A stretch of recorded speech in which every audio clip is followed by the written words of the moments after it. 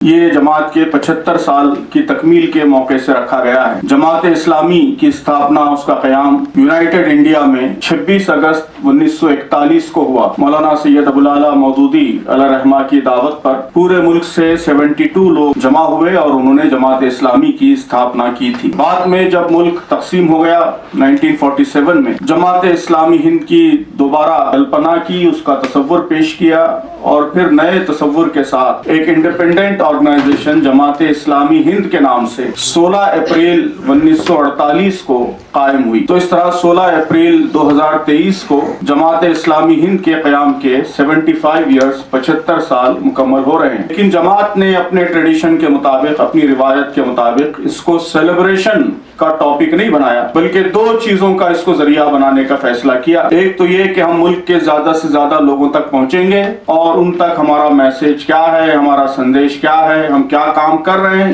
یہ بات ان تک پہنچائیں گے، اپنا انٹروڈکشن کرائیں گے، پریچے کرائیں گے۔ اور دوسرے یہ کہ ہم اپنا انٹراسپیکشن کریں گے، اپنا جائزہ لیں گے کہ 75 سال کے اس جرنی میں ہم نے کیا کھویا، کیا پایا، ہمارے اچیومنٹس کیا ہیں، ہمارے فیلورز کیا ہیں، کمزوریاں کیا ہیں، اور ہم اپنے اگلے سفر کو اور کیسے بہتر کر سکتے ہیں۔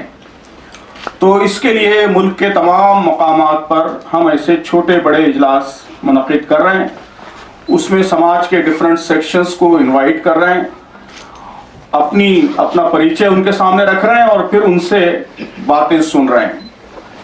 تو یہاں مرکز میں بھی دھارمک گروہوں کے ساتھ، ریلیجیس لیڈرز کے ساتھ، ملک کی پرومیننٹ لیڈیز کے ساتھ، خواتین کے ساتھ، جماعت اسلامی ہند یہ ایک آئیڈیالوجیکل موومنٹ ہے، ایک نظریاتی تحریک ہے۔ اس کی جو دعوت ہے اس کا مختصر خلاصہ سمری یہ ہے کہ جماعت اسلامی ہند ایک خدا کی بندگی کی دعوت دیتی ہے۔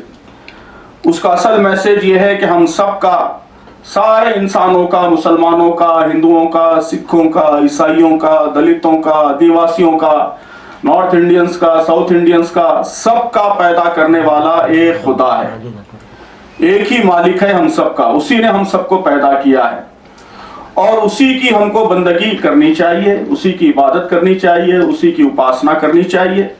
اس کو لوگ الگ الگ نام سے پکار سکتے ہیں، لیکن اصلاً سب کا خالق، سب کا مالک، سب کا خدا ایک ہے۔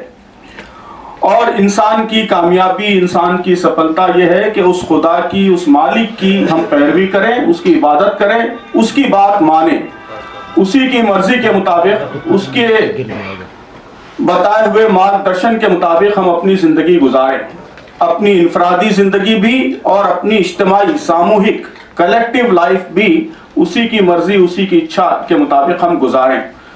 تو جماعت کا اصل پیغام، اصل میسج ہندوستان کے تمام لوگوں کے لیے، سارے انسانوں کے لیے یہی ہے، ایک خدا کی بندگی کی دعوت لے کر یہ تحریک اٹھی ہے۔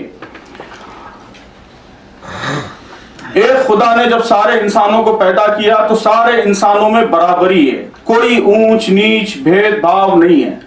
تو خدا کی وحدت کے ساتھ ساتھ بنی نوع انسان کی وحدت، انسانوں کی وحدت، مانوتا کی وحدت، یہ بھی جماعت کے پیغام کا ایک اہم حصہ ہے کہ سارے انسان برابر ہیں، رنگ کی بنیاد پر، نسل کی بنیاد پر، ذات پات کی بنیاد پر ان کے درمیان کوئی اونچ نیچ، کوئی تفریق نہیں ہے، دولت کی بنیاد پر ان کے درمیان کوئی تفریق نہیں ہے، طبقات کی بنیاد پر ان کے درمیان کوئی تفریق نہیں ہے۔